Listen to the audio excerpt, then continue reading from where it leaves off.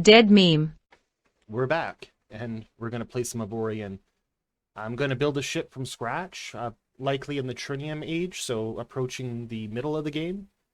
Just to give you an idea of how all the systems work, we're going to literally build it by hand so that you can have a strong grasp and understanding of how these systems work. Like even the locations of some of them, where they are in the ship matter. We're going to do things like framework and cargo bays, just so that you have a very good understanding so you could make a ship of your own and you can turn on the creative juices. My ship won't be very pretty, but it'll definitely work. So let's jump in. So some good advice if you're going to build a brand new ship. Of course, you'll need to be in a system with a shipyard, but pull up next to a station in order to be ready to hire crew. Because I find limping through space while your ship's disintegrating because you built your ship 30 kilometers away from a shipyard or any kind of station, it's not a good move. All right, so the first step, of course, is we push B. We're going to give it a name. We'll just call it ASDF. There we go. So we get all the warnings that your ship is a piece of junk because it's nothing more than a cube. So I typically like to start with the cargo bay.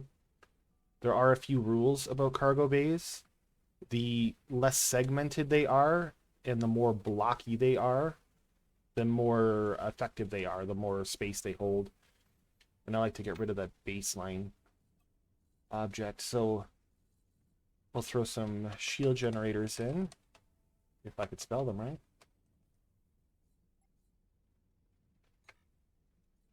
Oh, we'll need to turn off safe mode.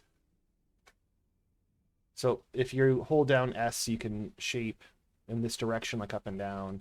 A is like side to side. W is overall. And your D button will, well, it depends on the orientation of your camera. Right, so I'm going to just make a few nice shaped shield generators. There we go. I'll throw in a little bit of framework so that I can alter it in the future when I get better building knowledge or anything to that effect.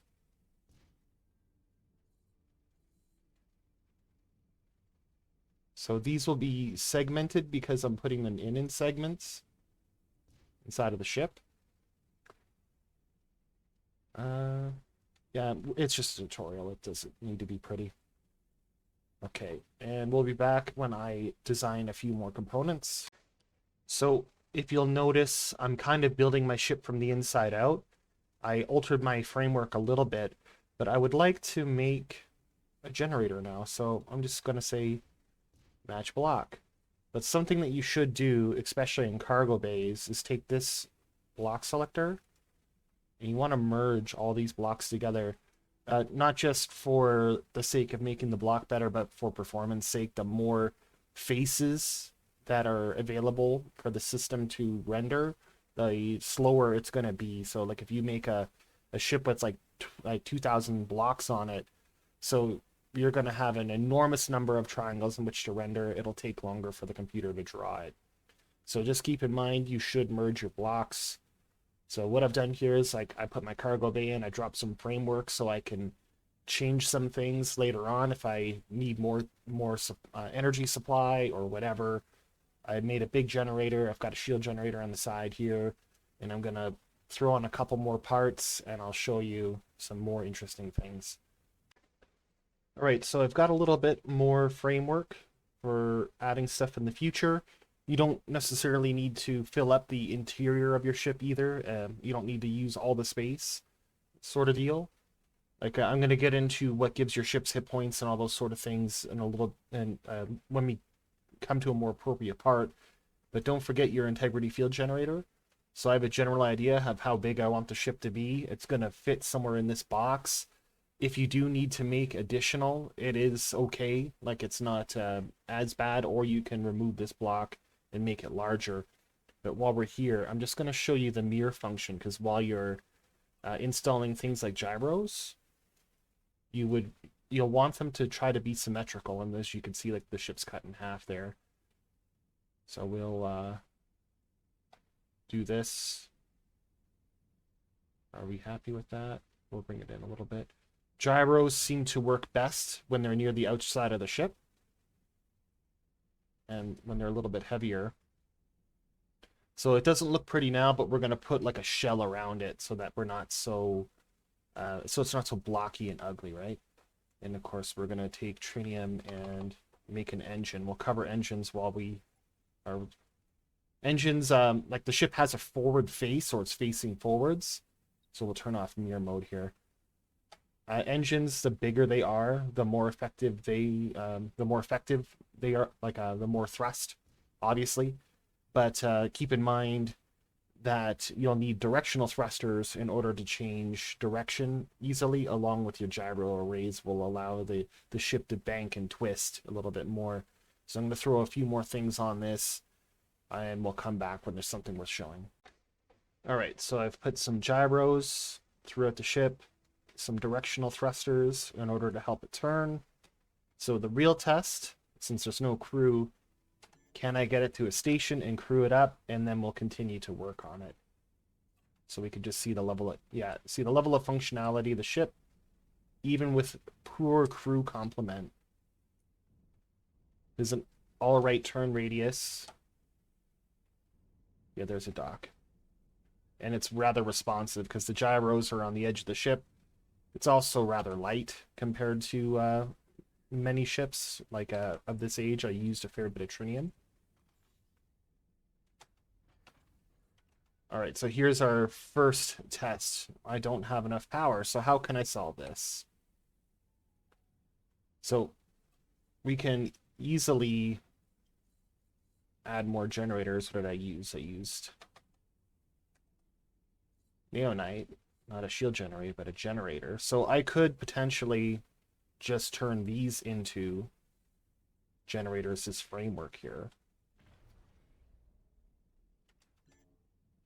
And there we go. Now we have enough power. So in the future, say, oh, I want to throw a ton of subsystems on this ship, and all of a sudden you don't have the power generation. So you can go into the build menu and either upgrade them, or you can use some of this framework that you've left yourself behind. So we're going to move on to shelling the ship, or putting like a coating on it. I know it doesn't look pretty now, but the majority of these ships without their hull on the outside are hideous. So we're going to move on to the next step. All right, so there's something I covered in the last video. As you can see, my integrity field generator is not covering the complete structure of the ship. If I were to take damage in this region, this ship could be blown to bits, or at least these chunks could be blasted off. We got two options. We can delete this thing and make it a bit bigger, or I can put another one underneath. So we'll just throw another one underneath. Integrity field generator. And we'll have to take off the view mode in order to see what we should be doing. So we'll just scale it down enough to cover these blocks, or we can probably drop it on the inside. A little bit ugly, but everything is protected. So the outside shell, as you can see, it's not super pretty. That's not what we're doing here. There's a lot of things to consider when shelling your ship, or putting the outside of it on. You may want to increase the size of the ship by using these blank titanium or tritium blocks, because they're light. It's a favorite of mine, at least until Avorion. And these will increase the ship size and thus giving it more hit points. There's a smart hull, which will contribute to your processing power, which is something we should cover here. So this processing power, the more processing power available, the more of these unlock for you, and you'll be able to increase the number of subsystems on a ship. In the single player game, or in the story adventure mode, whatever you want to call it, there are a bunch of other things that gatekeep this, but for the most part, you can upgrade your ship's hull to a smart hull, and it puts little decals and stuff on it. It will increase the number of subsystems you can have installed if you build enough. And the same thing, if you look across, some of these, they refer to them as a functional block. So this cargo bay is a functional block, and the green text there, that also provides the processing power. There's also, I'm not sure if computer cores are available at this stage. Functional block that contributes to processing power. So if you're having an issue with processing power, I can just say, oh, I need my framework. And, oh, good thing I saved myself some room. And now I've got extra processing power without designing a brand new ship. And of course, there's a few other hull options we should take a look at. Tritium Armor. So there's projectiles called railguns. They will pass through the target that they hit. And not only that, they'll damage the blocks inside. So without an integrity field generator, that would be pretty bad. The ship's outer hull is can absorb damage more readily. Like as you can see with this Tritium Armor, the tooltip tells us it's collision resistant and whatnot. Some of these inner components don't get these little buffs, so they'll take more damage if they come in contact with asteroids or weapons. And one other thing to point out, we talked about the gyro array. We need to also talk about the Inertia Dampeners. Let's see. Cargo bay, crew quarter, Inertia Dampener. So these, you usually put them in as a big block. And they must be made from iron. They are a huge power sink. So this is my gyro arrays, which are helping me bank. This is what slows me down when I'm moving. We'll look at thrusters. No, I looked at framework. So here are some thrusters. I put some directional thrusters up, or just standard thrusters up front. And I also have some directional thrusters on the back. I feel that this is the place where they're the most useful because the player will whip the mouse around, and that helps you actually turn the ship a little bit easier. And the gyros help you turn like the banking like this. The inertia dampeners are what slow you down. And the engine block on the back, the bigger it is and the more of them you have, the more effective your stopping power is going to be.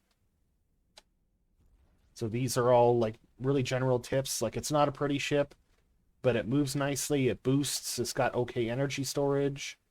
You can turn relatively easy. It's responsive to the mouse.